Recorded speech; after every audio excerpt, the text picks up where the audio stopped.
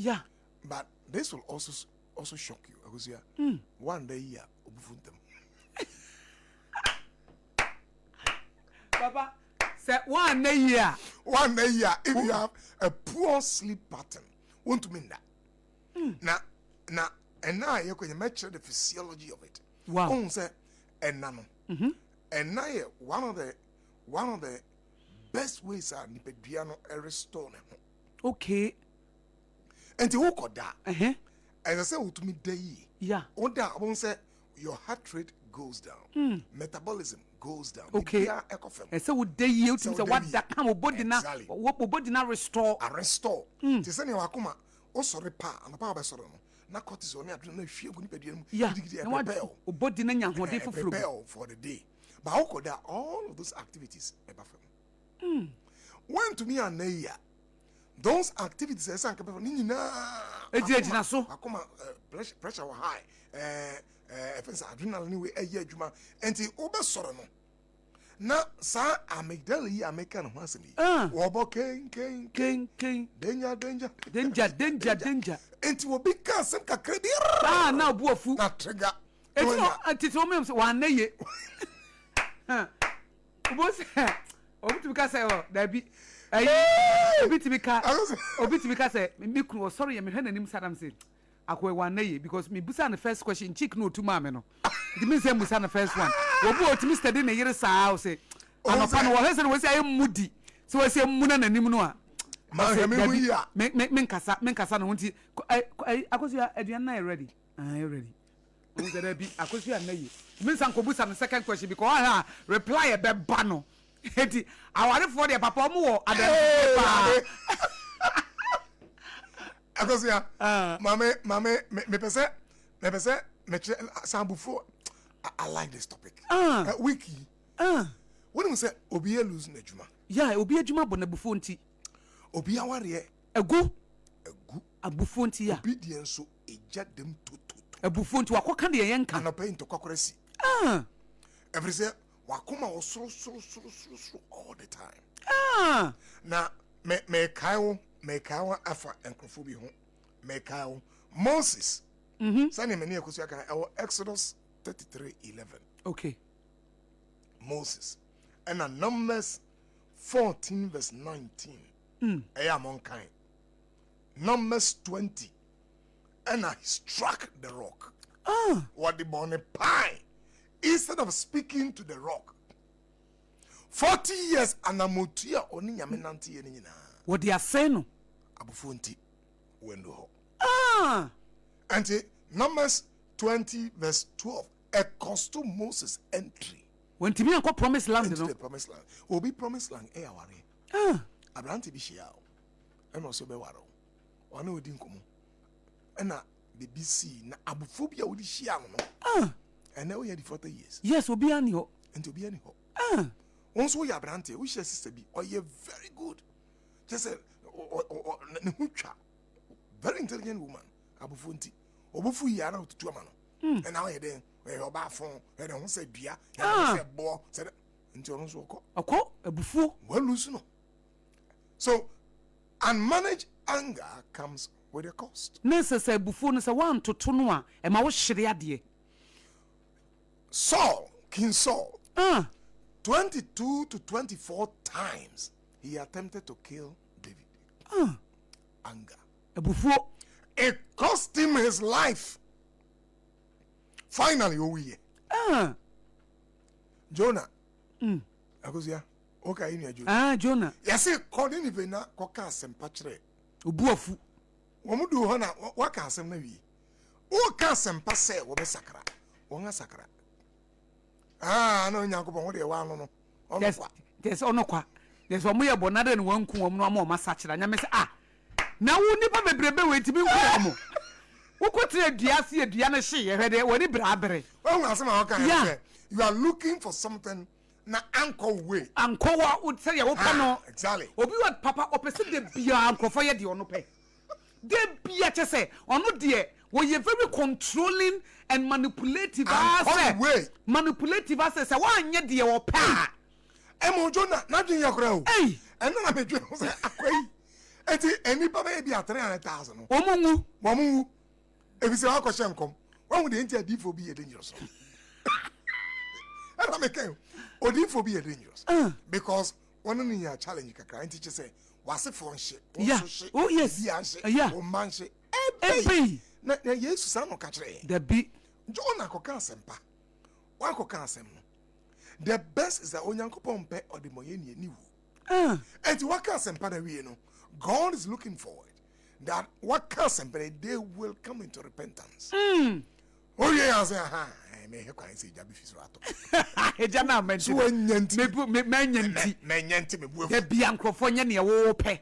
Enti Jonah, his flame is calling in rage, avoidance. Me buefu abufu mu Jonah 1 verse 3 ko be Nineveh repented. Or more repent we ya ne buefu o amafo. Hey, wouldn't Jonah chapter 4 verse 9. Ne buefu. I say, do you do well to be angry? Nyambisano. Do you do well to be angry? And I'm buefu. Because I do know say, obi ye dienti. Ana obi akase adie mi nye bio. Na me boy dwamai. Me no monsa. Me yese me nye bio. Bi kura bofu say adana we bio. Papa nka bebu sa say wo kan Nineveh ni Jonah seminar me say na obi repentance ya ne ho atono no.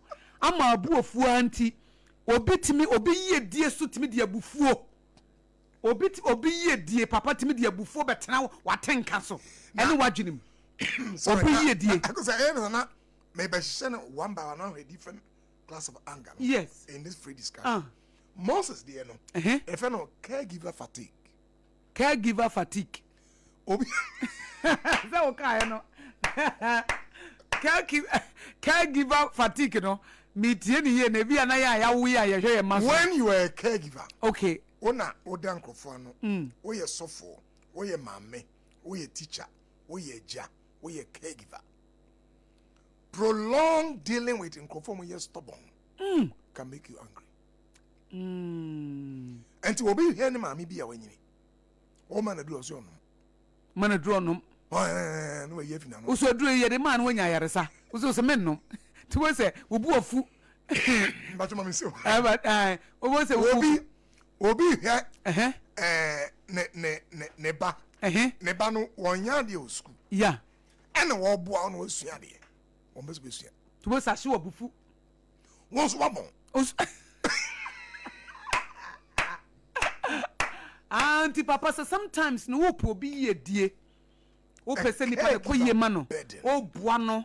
Nafe o ye wa famu de ne still no a nipa no and ase o buano no suade na ase wo ha no ase wo tu no fo no na o ha na ma wa bufu exactly etimi hye wo bufu if no burnout and a burnout triggered dysregulation just say when you burn out I say bribi prow I say what bre na obre no nti burnout triggered dysregulation okay ama I think I don't and she say what bread and a caregiver fatigue bet me ama sadi ebc okay and so de na na kanu when no obi a oye paranoia na paranoia obi o ma because he na dwene say somebody's against me somebody's against me de bia no de bia so obi dwene ne ho adwembone obi ba ne bone paranoia and also sometimes if no narcissistic injury I just say narcissism no maybe you so control things around him. Yeah. Be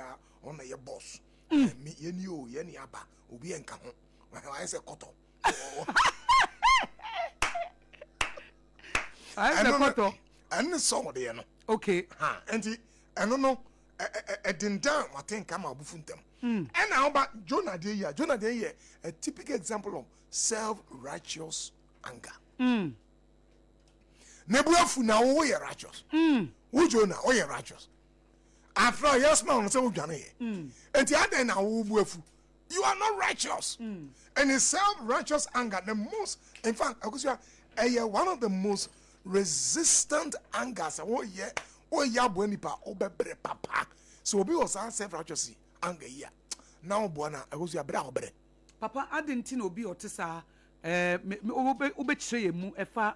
Sa self-righteous anger no say obi wo ho a wo sa ebufuo no wono so a I say Jonah de no ono no de wono gyi ne hudi asin obiaa nkɔhye na wono nko ade na da bi ogyina na so papa wo se nipa bi se wo kasa wo boa na obrɛ edi enti na papa de enti a obrɛ nse omo hwɛ your life from the mirror of their life ɔhwɛ na brabo afiri ɔno ne di mu ɔno na hwehwɛ mu enti ɔhwɛ no no ho hwehwɛ mu a ɔde wo toto no ho okay me yesen ɛna attribution theory say ɛyɛ na nipa yehunu afoforo se wonye na yenye yesene afoforo okay enti sɛ obi yɛ mfonso pa obon sɛ wo attribute ne mfonso no to certain errors in his life and character okay sa not on them so obeye but eto wa pe wo se o circumstantial yeah na say me dey and they will make excuses for it that's attribution but obi dey woman is grace no woman kora enti wo Jonah yes ma on ko udwane you disobeyed God yeah now who do honor crofo na asakra ye no say awurade we dey the small me no aso aba wo bu afu self righteous anger to obi wo hono ma wono yi wontan no de wo ye na ye west ono yi wontan wo yi wontan but the ono ye ne ye west ye west wo bu aten so de o ye no ekoso ye west o ka cho se ma adwuma nso obo adwuma wo tokrom o tare obi yire enwieska but no wieska o man wieska nso no wieska okwa asore na na hye socks mo asore bi ya obi ya ofrenche socks okwa asore wi ya na o si o twene socks no ho awurade a wa wieska socks no enso be gina ka cho say we nye menye sankrofo no mo ye dangerous very dangerous papa omo ye very dangerous self righteous anger because you are dangerous omo sa be ye sofo kra de hey your west yeah because obegina pulpit mu aka cho say wonyame say nye we but enye dancing krum enfo biire ba ofo biire say aware o say aware uni nyina oye everything they claim they don't do and am catch no they do it